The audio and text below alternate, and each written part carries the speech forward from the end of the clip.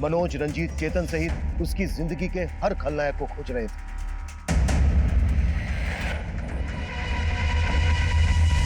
हमें पता चला है घर से भागने के बाद रश्मि तुम्हारे घर पर आई थी। हाँ सर, रश्मि मेरे घर आई थी। वो घर से भागी नहीं थी सर, उसकी दीदी ने उसको घर से बाहर निकाल दिया था।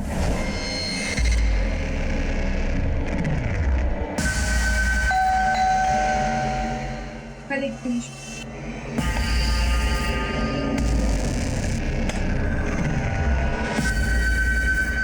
निशा, क्या हुआ? क्या हुआ रश्मि? क्या हुआ? क्या हुआ बता तो सर। रश्मि, आज सैलून का ऑफ था। दीदी घर पे नहीं थी तो जीजू जानबूझकर घर जल्दी आ गए और उन्होंने मेरे साथ। जीजू आपकी कॉफी। अरे जीजू, जीजू क्या कर रहे हैं आप? डरने की जरूरत नहीं है। देख, तेरी दीदी भी घर पे नहीं है। I don't mind it. हटिए जीजू, अपने हाथ में रहे, समझे? सर उसका जीजा बहुत बुरा है और वो तो उसके घर में रहना भी नहीं चाहती थी। वो तो बस चाहती थी कि उसको एक अच्छी सी जॉब मिल जाए और वो कहीं और शिफ्ट हो जाए। तुम हमसे कुछ छुपा तो नहीं रही हो? सर मैं आपसे क्यों कुछ छुपाऊंगी सर? आप चाहो तो सुकन्या से पूछ लो, वो भी हमारे साथ ही थी सर। ये सुकन्या कौन है? सर मेरी फ्रेंड है। उस दिन हम दोनों रश्मि के साथ ही थे, लेकिन उसके जीजा का बार बार ही फोन आ रहा था। जीजू आप चाहे किसी भी नंबर से फोन करो, मुझे आपसे बात नहीं करनी है। Sorry sir. Yes sir. Thank you sir. किसका फोन था रश्मि? जिसका मुझे कई हफ्तों से इंतजार था। निशा, मुझे जॉब इंटरव्यू का कॉल आया। क्या बात कर रही है? कांग्रेचुलेशन। सर उसके बाद रश्मि जॉब इंटरव्यू के लिए चली गई थी। मैंने उसको रात को फोन करने की भी कोशिश की, लेकिन उसका फोन बंद आ रहा था। फिर बाद में मुझे मालूम चला कि उसके जीजा ने उसके अगेंस्ट FIR फाइल की थी। सर मुझे तो लगता है उसके जीजा ने जानबूझकर उसे फंसाया होगा। रश्मि इंटरव्यू देने कहाँ गई थी? सर वो तो मुझे नहीं पता, लेकिन उसने पैड पे एड्रेस लिखा था। हमें रश्मि का जो लेटर मिला है उसमें उसने 3 लोगों को मेंशन किया है, मनोज, रंजीत और चेतन। जानती हो इन्हें? नहीं सर, मैंने रश्मि के मुंह से इन तीनों का नाम कभी नहीं सुना। लेकिन हाँ सर, एक बात है, एक लड़का अक्सर सैलून पे आके रश्मि को परेशान करता था। कौन लड़का?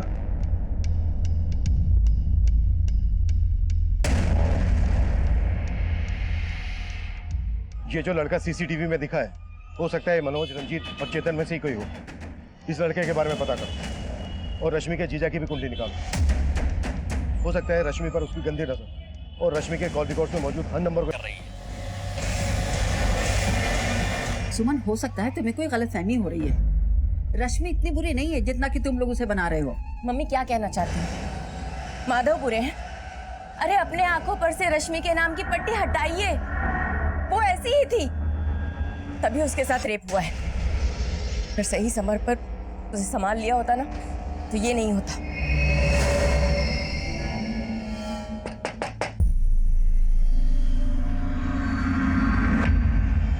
क्या इस लड़के को पहचानते हैं आप लोग?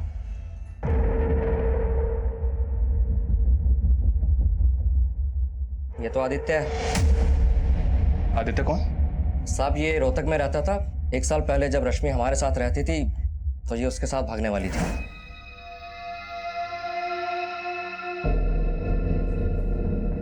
रश्मि क्या कर रही थी तुम? भाग रही हो यहाँ से? चल मैं बताता हूँ तेरे को, चल बताता हूँ मुझे। उसके बाद रश्मि को हमने यहाँ भेज दिया, लेकिन यहाँ तो उसने हमें हमारी ही बेटी और दामाद की नजरों से गिरा दिया था। लेकिन रश्मि के दोस्तों से तो मैं इसका उल्टा सुनने को मिल रहा है। सर रश्मि के दोस्तों से आप वही सुनेंगे जो रश्मि ने उन्हें पढ़ाया है। ना ही वो लड़की किसी भरोसे की है और ना ही उसका ये दोस्त आदित्य। मैंने खुद रश्मि को कई बार इस आदित्य के साथ देखा। रश्मि जब यहाँ भाग कर आई तो वो भी इसके पीछे आ गया था और वो तीनों लड़के इसी के दोस्त होंगे। तो रश्मि तो बिना सोचे समझे किसी से भी दोस्ती कर लेती थी। मैं कम इन सर? यस कम इन। सर मैंने रश्मि के कॉल रिकॉर्ड्स चेक किए। रश्मि के कॉल रिकॉर्ड्स में मनोज, चेतन और रंजीत इनमें से किसी का भी नंबर नहीं मिला। कॉल रिकॉर्ड्स में नहीं मिला है तो रश्मि के गली, मोहल्ले, ऑफिस, हर उस एरिया में इन तीनों के बारे में पता करो जहां पर रश्मि का आना जाना था। Okay sir. सर एक और बात, सर रश्मि के कॉल रिकॉर्ड में एक सस्पिशियस नंबर मिला है। सर रश्मि के नंबर पर आखिरी कॉल इसी नंबर से किया गया था। Sorry sir. Yes sir. Sir ये नंबर एक फेक आईडी से लिया गया था और इस वक्त ये नंबर बंद आ रहा है। मैंने इस नंबर के कॉल रिकॉर्ड भी चेक किए तो मालूम चला कि इस नंबर से सिर्फ एक ही कॉल किया गया, रश्मि को। हो सकता है इस नंबर को इस्तेमाल करने वाला उन्हीं तीनों में से कोई एक हो। निशा ने बताया था कि रश्मि को आखिरी कॉल जॉब इंटरव्यू के लिए आया था।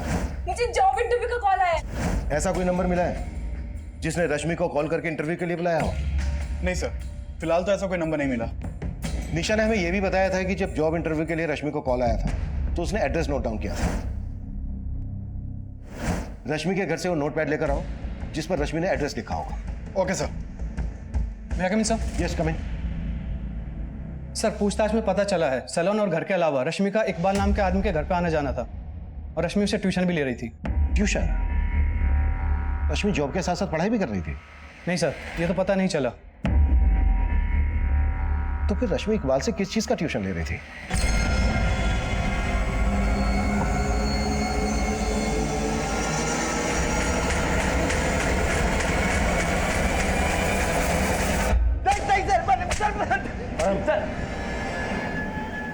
चलो जा शुभ। सर मैं किसी चेतन मनोज रंजीत को नहीं जानता हूँ सर। लेकिन हम तुझे जान गए। पिछले 1 साल से रश्मि का पीछा कर रहा था। अब अगर एक भी झूठ बोला ना तो हमसे पीछा नहीं छुड़ा पाएगा। मैंने सर रश्मि के साथ कुछ भी नहीं किया सर। सर मैं तो रश्मि से प्यार करता था सर। सर 1 साल पहले हम लोग भाग के जा रहे थे सर। हमने प्लान भी बना लिया था लेकिन सर मेरे पेरेंट्स की वजह से मैं नहीं जा पाया था सर। और इसी वजह से सर रश्मि मुझसे नाराज थी सर। मैं तो सिर्फ रश्मि को मनाने की कोशिश कर रहा था सर। वो नहीं मानी तो उसके साथ ये कांड कर दिया। अब ये बोल, तेरे इस कांड में उन 3 लड़कों का क्या रोल था? सर मैं नहीं जानता हूँ सर। मैं किसी लड़के को नहीं पहचानता हूँ सर। सर मुझे लगता है सर इसमें उस विजय का हाथ होगा सर। विजय? सर वो लड़का कम नहीं था सर। 1 साल से रश्मि पे जबरदस्ती लाइन मारने की कोशिश कर रहा था। रश्मि प्लीज मेरी बात तो सुन लो। मुझे तुमसे कोई बात नहीं करनी है। क्यों बात नहीं करनी है? आदित्य मुझे कोई बात। विजय! परेशान करता है इसको। है कौन तू? छोड़ो। लेकिन तुम्हें बार बार परेशान करता है ये। तुम्हारा इरादा भी जानती हूँ मैं। अगर ये मेरा पीछा कर रहा था तो तुम क्या कर रहे थे यहाँ पे? दोनों बख्श दो मुझे। यूँ आगे पीछे मंडराना बंद करो। सर जितना मैं रश्मि को जानता हूँ सर वो सुसाइड नहीं कर सकती। वो लड़के वो लेटर सब में विजय का हाथ होगा सर। कहानी अच्छी है तेरी, लेकिन तेरी इस कहानी का खलनायक तू है कि विजय? ये हम तुझे बताएंगे।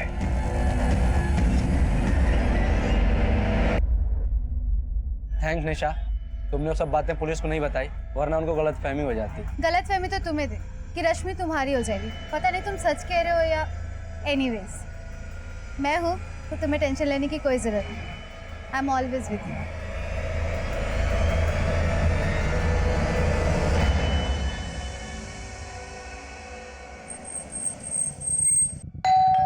हाँ सर, रश्मि मुझसे ट्यूशन लेती थी। किस चीज का ट्यूशन? वो मुझसे इंग्लिश सीख रही थी। एक्चुअली उस सलून में मेरा आना जाना रहता था। एक दिन उसने अचानक मुझे पूछा कि क्या आप मुझे इंग्लिश पढ़ाएंगे? So we are meeting tomorrow, right? Yeah, same place. Yeah, okay, bye, take care, bye. Sir आप कितनी अच्छी इंग्लिश बोलते हैं। मुझे भी ना अच्छे से इंग्लिश बोलना सीखना है। आप मुझे सिखाएंगे? Of course, why not? Okay sir, thank you. उसने मेरी हेल्प मांगी तो मैं मना नहीं कर पाया और उसके बाद वो मेरे घर आकर इंग्लिश पढ़ती थी। एक्चुअली वो काफ़ी प्रॉब्लम में थी। सलून की जॉब से ज़्यादा कमा नहीं पाती थी। वो चाहती थी कि उसकी इंग्लिश सुधर जाए ताकि कोई अच्छी जॉब उसे मिल सके। कहाँ जॉब ढूंढ रही थी? वो तो आइडिया नहीं है सर। पर मानना पड़ेगा, इंग्लिश काफी अच्छी सिखाई थी आपने उसे। दरअसल रश्मि ने हमें जो लेटर भेजा है ना, वो लेटर भी इंग्लिश में भेजा था। ये देखिए, इस लेटर में उसने 3 लड़कों के नाम लिखे, रंजीत, मनोज और चेतन, जिन्हें वो अपनी मौत का जिम्मेदार मानती है। क्या रश्मि ने कभी आपसे इन 3 लड़कों के बारे में कुछ जिक्र किया था? नहीं सर, इनके बारे में तो कुछ नहीं बताया, पर आई डाउट कि ये लेटर रश्मि ने लिखा है। आई मीन रश्मि इंग्लिश सीख जरूर रही थी लेकिन उसकी इंग्लिश इतनी भी अच्छी नहीं थी जितनी कि इस लेटर में लिखी हुई है। तो इकबाल ये बोल रहा है कि रश्मि की इंग्लिश इतनी अच्छी नहीं थी जितनी अच्छी इंग्लिश लेटर में लिखी गई है। पर हमने तो लेटर की हैंडराइटिंग रश्मि की हैंडराइटिंग से मैच करवाई है। हो सकता है सर इकबाल हमसे झूठ बोल रहा हूँ। पर इकबाल किस मकसद से झूठ बोलेगा? चलो एक बार को हम मान लेते हैं कि इकबाल जो बोल रहा है वो बिल्कुल सही है। रश्मि की इंग्लिश इतनी अच्छी नहीं थी, पर यह भी तो हो सकता है कि रश्मि को मजबूर करके ये लेटर लिखवाया गया। उसको गुमराह किया गया, रश्मि को पता ही नहीं हो कि वो लेटर में जो लिख रही है उसका मतलब क्या है। सर रश्मि के बैकग्राउंड से अब तक हमें रंजीत, मनोज और चेतन के कोई क्लू नहीं मिले। इसका मतलब साफ है कि रश्मि के साथ रेप किसी और ने किया है और उससे जबरदस्ती वो लेटर लिखवा कर हमें मुद्दे से भटकाने की कोशिश की गई है। होने को तो कुछ भी हो सकता है शर्मा। इस लिहाज से हर वो आदमी हमारा सस्पेक्ट है जो अब तक हमारी रडार में आया है। विजय को उठा लो, जो रश्मि के साथ सैलून में काम करता था। मनोज, रंजीत और चेतन की इन्वॉल्वमेंट को भी हम नजरअंदाज नहीं कर सकते। हो सकता है इन नामों के लोग हों, लेकिन अब तक हमारी नजर में ना आए हों। और ये लोग नोएडा के रहने वाले हों, जहां पर रश्मि की हमें लाश मिली थी। नोएडा और दिल्ली में इन नाम के जितने भी लोग हैं, सबका डेटा निकालो और सबको इन्वेस्टिगेट करो। Okay sir. मैं कमिन सर। कमिन। सर ये वही नोटपैड है जिसपे रश्मि ने इंटरव्यू वाली जगह का एड्रेस लिखा था। लेकिन सर एक बात समझ में नहीं आई, रश्मि ने वो पन्ना तो फाड़ दिया था जिसपे उसने एड्रेस लिखा था। सर फिर आपने ये नोटपैड क्यों मंगवाया? वेट,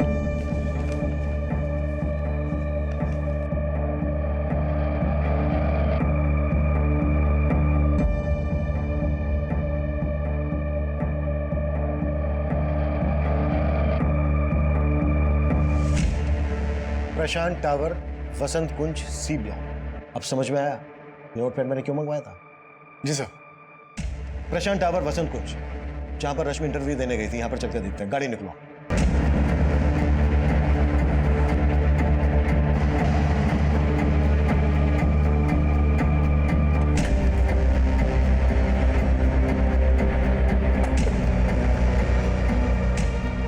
सर ये प्रशांत टावर तो अंडर कंस्ट्रक्शन साइट है, यहाँ कोई इंटरव्यू के लिए कैसे आ सकता है? पर किसी को यहाँ रेप और मर्डर करने के लिए तो लाया जा सकता है।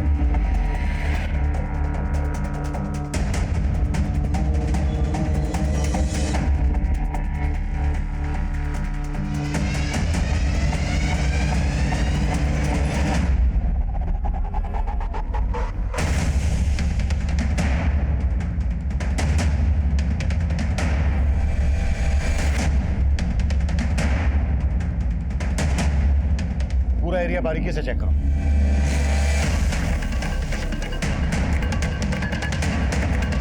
Sir button. यहाँ जरूर कोई कांड हुआ है। अभिषेक सर। फॉरेंसिक टीम बुलाओ तुरंत और पता करो ये जगह किसकी है और यहाँ किन किन लोगों का आना जाना है। सर। हाँ सर, मैं मानता हूँ कि मैं रश्मि को पसंद करता था, लेकिन ऐसा मैंने कुछ भी नहीं किया है। हम भी मानते हैं कि सबसे पहले तूने हमें आदित्य के बारे में बताया था, लेकिन तूने ये नहीं बताया था कि सिर्फ आदित्य का और रश्मि का ही नहीं बल्कि तेरा और आदित्य का भी झगड़ा था। नहीं सर, आदित्य से मेरा कोई झगड़ा नहीं था। मैं उस लड़के से सिर्फ रश्मि को प्रोटेक्ट करने की कोशिश करता था।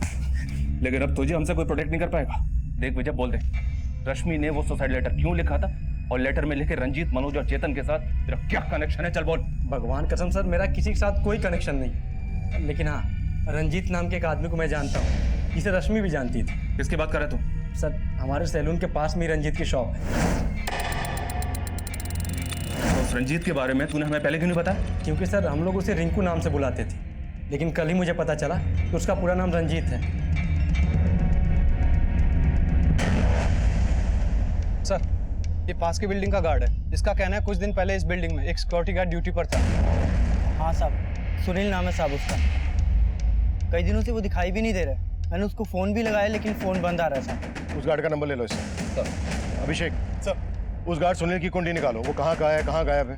हो सकता है यहाँ हुए कांड में उसका हाथ हो, इसलिए गायब है। सर। अबे जो पूछा उसका जवाब दे, बोल। साहब मेरा नाम रंजीत है, तो क्या मैं क्रिमिनल हो गया? साहब वो लड़का मुझे बेकार में ही फंसा रहा है। उसको जाने दे। तू ये बता कि मनोज और चेतन से तेरा क्या कनेक्शन है? क्या लगते हैं तेरे? हाँ सर मनोज तो मेरे मामा का नाम है। हाँ। पापा कहाँ जा रहे हैं? कुछ दिन और रुक जाइए ना। नहीं बेटा, अब मेरा यहाँ से जाना ही सही है, पर मुझे इस बात की खुशी है कि तुमने रश्मि की बातों को भुला दिया। अरे छोड़िए पापा जी इस बात, जो हुआ सो हुआ, भूल जाइए।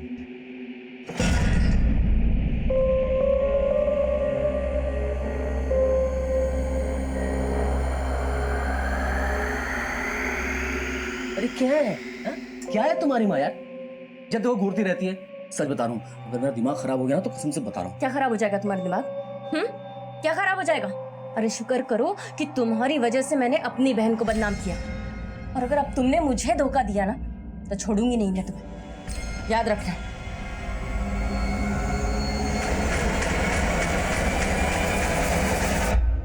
सर ये प्रशांत टावर के सिक्योरिटी गार्ड सुनील की फोटो है। सर सुनील के मोबाइल नंबर के सर्विस प्रोवाइडर से इसका फोटो मिला है। सुनील गोविंदपुरी का रहने वाला, लेकिन इसके घर पे ताला लगा है और पिछले 1 हफ्ते से इसका नंबर भी बंद है। सर सुनील के कॉल कोड में किसी मनोज, चेतन या रंजीत का नंबर नहीं मिला। ये बिना किसी वजह के तो गायब होगा नहीं। इस सुनील का लुकआउट नोटिस जारी करो और इसका पूरा बैकग्राउंड खंगालो।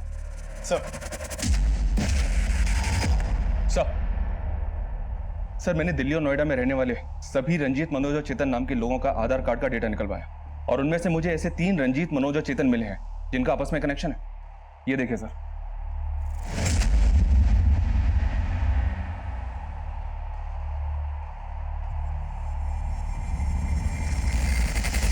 ये तीनों हिस्ट्री शीटर हैं।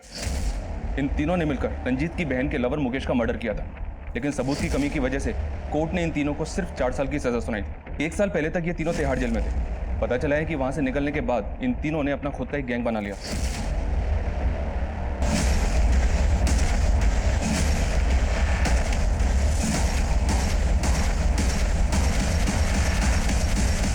सर ये तीनों इलीगल आर्म्स डीलिंग के धंधे से जुड़े हैं। नोएडा, गाजियाबाद और मेरठ में अपना धंधा करते हैं और काफी टाइम से अंडरग्राउंड है।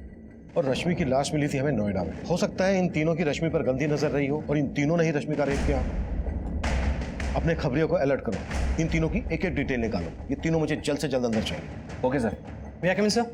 कमिल सर अभी रश्मि की माँ का फोन आया था।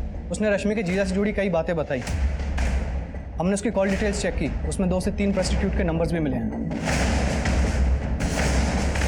अरे साहब मैंने किया क्या था? मुझे मार क्यों रहा था? आखिर मैंने किया क्या साहब? सब बता था। इस बात का अंदाजा मैं पहले से ही था कि रश्मि के ऊपर तेरी बुरी नजर होगी। तेरी बीवी और ससुर ने तेरे पक्ष में बोला, लेकिन रश्मि की माँ ने हमें सब कुछ बता दिया, सब कुछ। अरे सर वो अपनी बेटी की प्यार में पागल है सर, उसे नहीं पता रश्मि कैसी थी। तेरा कैरेक्टर भी पता चल गया हमें। बीवी के होते हुए प्रोस्टिट्यूट के पास जाता है। तेरे कॉल रिकॉर्ड से पता किया हमने। अब अगर तूने और झूठ बोला ना तो उल्टा लटका के मारूंगा तुझे। सर मैं मानता हूँ कि रश्मि मुझे पसंद थी और उस दिन मैंने ही रश्मि के साथ। जीजू आपकी कॉफी।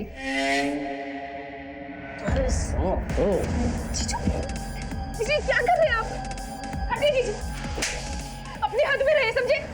साहब मैं डर गया था साहब, मुझे लगा कि इसके पहले रश्मि जाके सुमन को सब कुछ बता दे। मैंने ही सुमन से जाके झूठ बोल दिया कि रश्मि ने मेरे साथ।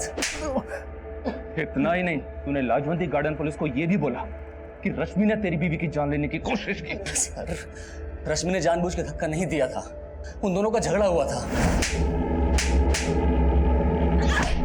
और उसके बाद रश्मि का रेप हुआ।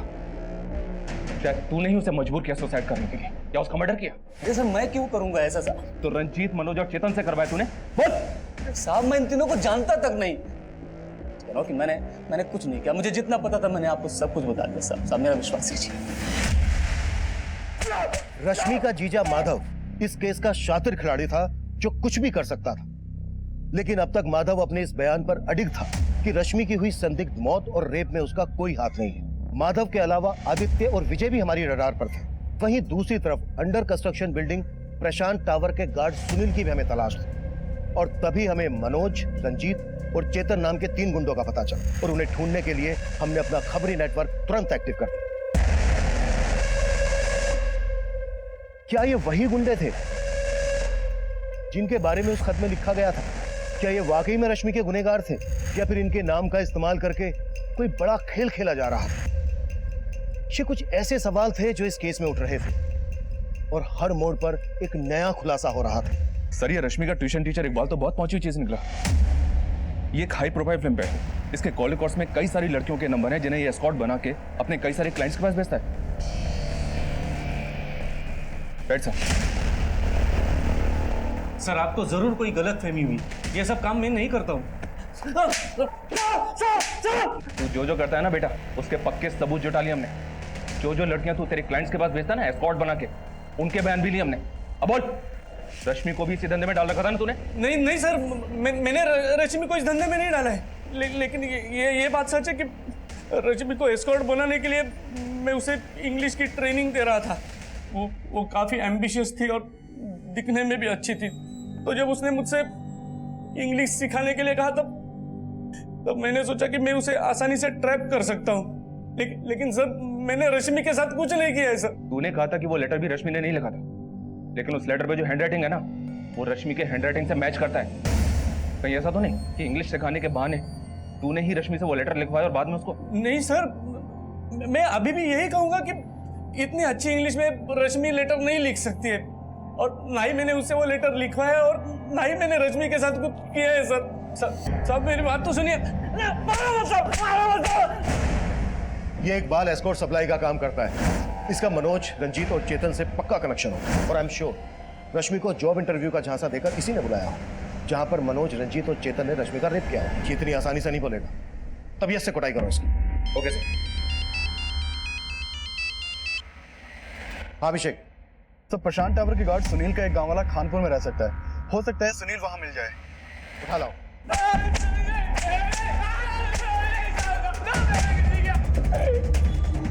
चल हो जा शुरू। साहब मैं किसी मनोज, चेतन और रंजीत को नहीं जानता साहब। कुछ नहीं किया तो फिर भागा क्यों था? न्यूज पढ़ा था इसका रेप हुआ है, और 4 दिन पहले ही वो हमारी बिल्डिंग में आई थी, तो साहब मैं डर गया इसलिए भाग गया था साहब। तू भागा इसलिए था क्योंकि उसके रेप में तू भी इन्वॉल्व है। साहब मैंने कुछ नहीं किया साहब। वो लड़का आया, वो उसने कुछ किया होगा साहब। उसको कौन लड़का? साहब उसको मैं नहीं जानता साहब।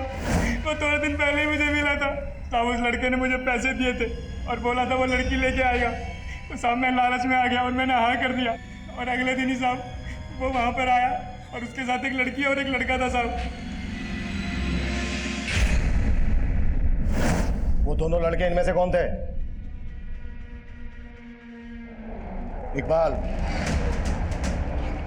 विजय, माधव, आदित्य, मनोज, रंजीत, चेतन, कौन थे वो दोनों इनमें से?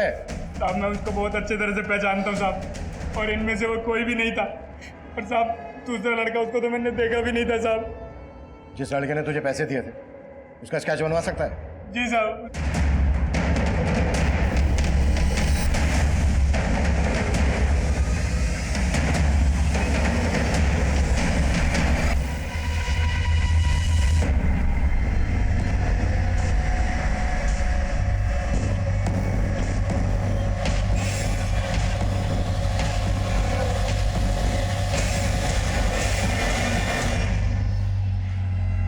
इस केस में एक के बाद एक नया चेहरा सामने आ रहा है। समझ में नहीं आ रहा है कि रश्मि इस आदमी के साथ प्रशांत टावर में गई क्यों। वो लेटर, रश्मि का रेप और मौत, इसके पीछे कोई बड़ी कहानी है जो हमारी समझ में नहीं आ रही है। इस केस को क्रैक करने के लिए मनोज, रंजीत और चेतन का मिलना हमारे लिए बहुत जरूरी है। और हो सकता है इस आदमी के साथ जो ये दूसरा लड़का था ना, वो इन तीनों में से कोई एक हो।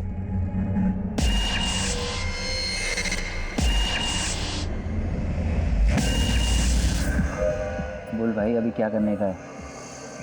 एक काम करते हैं, दोनों अंडरग्राउंड हो जाता है, और जब तक मामला शांत नहीं हो जाता कोई भी बाहर नहीं आएगा। सर खबरियों से रंजीत, मनोज और चेतन के ठिकाने के बारे में एक इन्फॉर्मेशन मिली है। फील्डिंग लगा दो शर्मा, तीनों बचने नहीं चाहिए। ठीक है सर।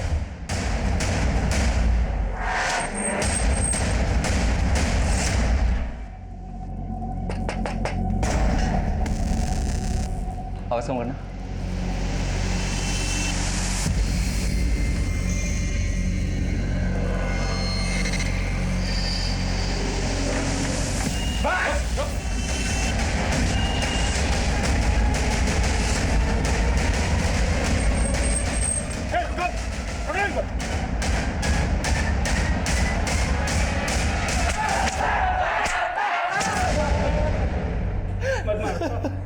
साहब हम मानते 2 नंबर के काम करते हैं, लेकिन हमने किसी रश्मि को नहीं मारा। हम तो जानते तक नहीं उस लड़की को। हाँ साहब, जब से मीडिया में हमारा नाम उछला है हम खुद परेशान हैं। आखिर उस लड़की ने अपने खत में हमारा नाम क्यों लिखा? देखो अब तुम यहाँ से बाहर नहीं जाने वाले हो, इसलिए जो भी सच है बोलता। हम कह रहे हैं ना, हमने कुछ नहीं किया उस लड़की के साथ। सिर्फ तुम लोगों ने नहीं, बल्कि ये भी था तुम लोगों के साथ। कौन है? साहब ये तो मयंक है साहब। तो जानते हो उसको? क्या क्या किया इसके साथ मिलकर? साहब हम इससे क्यों मिलेंगे, ये तो हमारा दुश्मन है। हाँ साहब, इसके साथ तो हमारा 36 का आंकड़ा है। पक्का इसी ने हमारा नाम उछाला होगा इस केस में। जब तक ये सच ना उगले तब ऐसे पढ़ाई करेंगे। तो इन सबको बहुत ऊपर नीचे किया, लेकिन सबके सब वहीं अटके हुए हैं। सर मैंने इस मयंक की कुंडली निकाली, ये भी हिस्ट्री शीटर है और ये भी इलीगल आर्म्स लेने के धंधे में है। और ये भी सच है सर कि मयंक इन तीनों का कट्टर दुश्मन है। Police control room. हाँ जी बोलिए।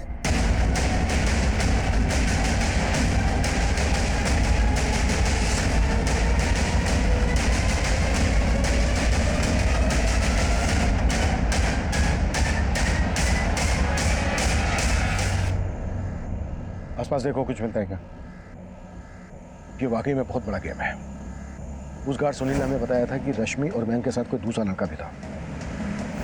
हो सकता है ये सब उस दूसरे लड़के ने किया, मनोज, रंजीत और चेतन को फंसाने के लिए। पर वो दूसरा लड़का कौन हो सकता है सर? इकबाल, विजय, माधव और आदित्य हमारे सस्पेक्ट हैं। हो सकता है वो इन्हीं में से कोई।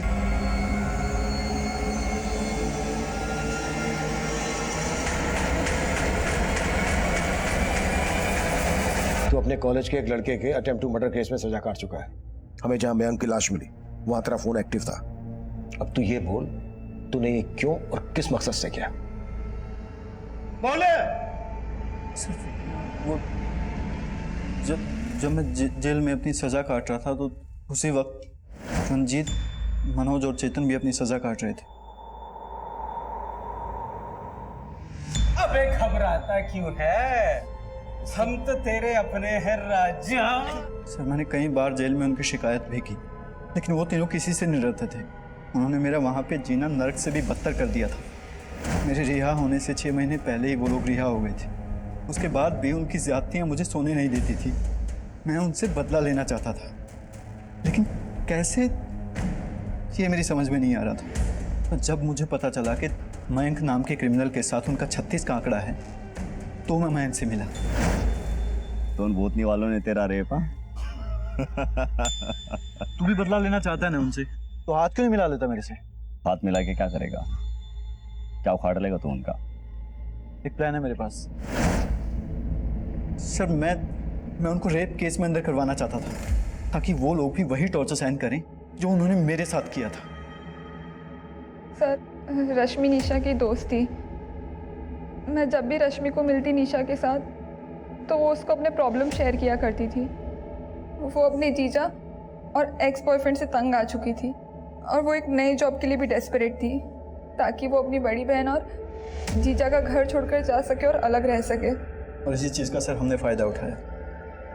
मैंने सुकन्या से उसका नंबर लिया और उसे कॉल की, और सर मैंने उससे कहा कि मैं एक रियल एस्टेट कंपनी में मैनेजर हूँ और हम एक एग्जीक्यूटिव भी तलाश है जो हमारे क्लाइंट्स को फ्लैट्स वगैरह दिखा सके। सर फिर इंटरव्यू के बाद डेमो के बहाने हम उसे प्रशांत टावर ले गए। सर कंस्ट्रक्शन 6 महीने में कंप्लीट हो जाएगा और फिर उसके बाद आपको पोजीशन मिल जाएगी। वाह, गुड रश्मि। लेकिन तुमने तो कहा था कि तुम्हें इंग्लिश में बात करनी नहीं आती। सर सच बताऊं तो मुझे इंग्लिश अच्छे से नहीं आती है, लेकिन अभी मैं सीख रही हूँ। इंग्लिश में लिख तो सकती हो ना? जी सर। रश्मि ये लेटर लिखो, और उसे मिसगाइड करके उससे वो लेटर लिखवाया। उसके बाद हमने उसे नोएडा के तालाब में डंप कर दिया और उसका बैग और बाकी सामान वहीं फेंक दिया। सर हमने इसलिए वहाँ पे उसको डंप किया था क्योंकि मुझे पता था रंजीत, मनोज और चेतन उसी एरिया में धंधा करते हैं। और फिर सुकन्या ने वो लेटर पोस्ट कर दिया। प्रशांत टावर में हमें शराब की कुछ खाली बोतलें और कॉन्डोम्स के पैकेट मिले।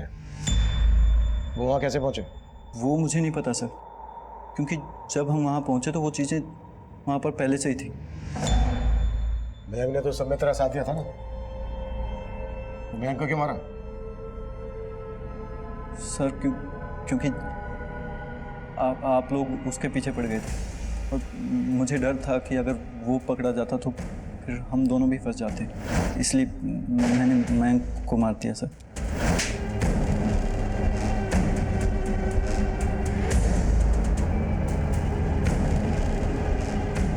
निशा रश्मि की हमदर्द थी। रश्मि निशा के साथ अपनी सारी परेशानियां शेयर करती थी, लेकिन उसकी इन परेशानियों का फायदा उठाकर सुकन्या ने अपने क्रिमिनल भाई के साथ मिलकर उसके साथ इतना बड़ा छल किया कि उसके सारे सपने, सारी उम्मीदें उसकी मौत के साथ धराशायी हो गई। एक लड़की ने अपने क्रिमिनल भाई का बदला लेने के लिए रश्मि को मोहरा बनाया। वहीं रश्मि की सगी बहन ने अपने पति की घिनौनी हरकतों का साथ देकर रश्मि को एकदम से पराया कर दिया। रश्मि को पहले से ही माधव के जुल्मों की दस्तक मिल रही थी। अगर उसने अपने दोस्तों के साथ साथ पुलिस से भी अपना दर्द शेयर किया होता तो शायद उसको इस तरह से मोहरा नहीं बनाया गया होता। अब मैं सीनियर इंस्पेक्टर अभिमन्यु जिंदल आप लोगों से विदा लेता हूं। आपसे फिर मुलाकात होगी एक नए केस के साथ। देखते रहिए क्राइम पेट्रोल।